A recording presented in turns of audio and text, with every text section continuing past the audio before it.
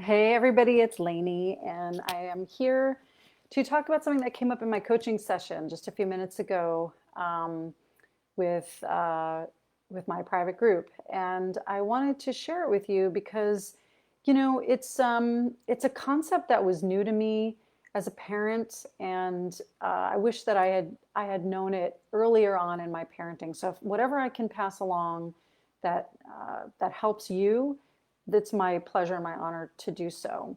So the concept is about pain versus suffering. And, parenting is hard. Let's just be honest, right? It's hard no matter what. And of course, um, you can get all the strategy, you can get all the tips, and you can get um, all the information that you can possibly handle. And parenting is still going to be hard because it's something that is going to trigger things in you. It's going to challenge you in so many ways that you never even knew were possible, right? If you're anything like me, um, your own kids triggered things in you that you didn't even know existed.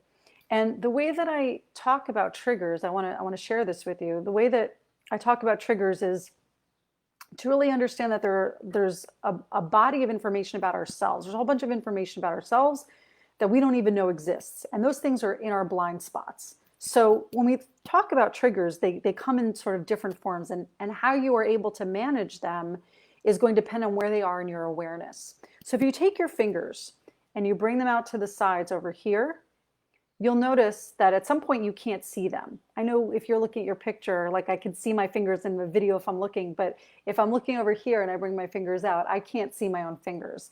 Those are things that exist in my blind spot. And those are things I don't even know I don't know.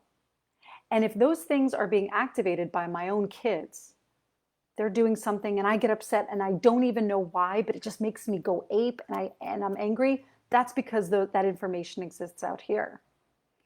The next phase is when we've got information that comes in a little bit onto our radar and we're like, oh, I know that this thing actually triggers me. So when your child whines in a certain way, let's just say, and you're like, oh yeah, that's a trigger for me. I know that that's a trigger for me. It's an awareness of that you have the trigger, but you don't know why.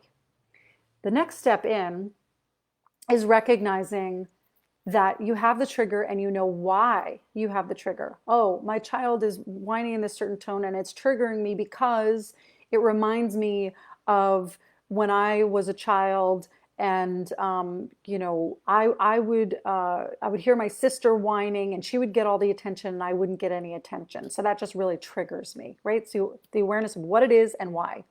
And then there's this big phase until we get to this point.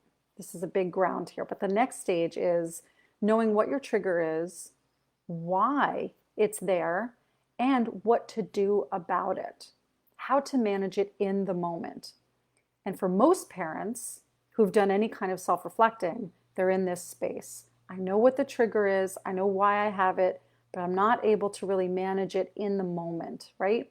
And maybe with more awareness of getting closer and closer, having practices around breathing, around self talk, around how to set things up ahead of time to prepare for these situations so that you're not triggered as often.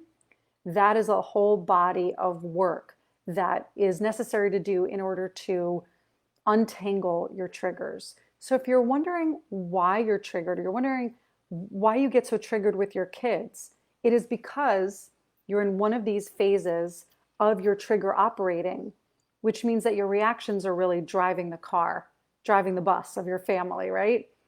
And when you get to the point where you're actually able in the moment to say, ah, I see this trigger, I recognize it, I know where it comes from, and I know what to do about it, that is when you stop being at the mercy of your triggers and you start really operating fully at the driving wheel, at the steering wheel, and you're able to stay in control of yourself so that you can be a more responsive parent and a less reactive parent.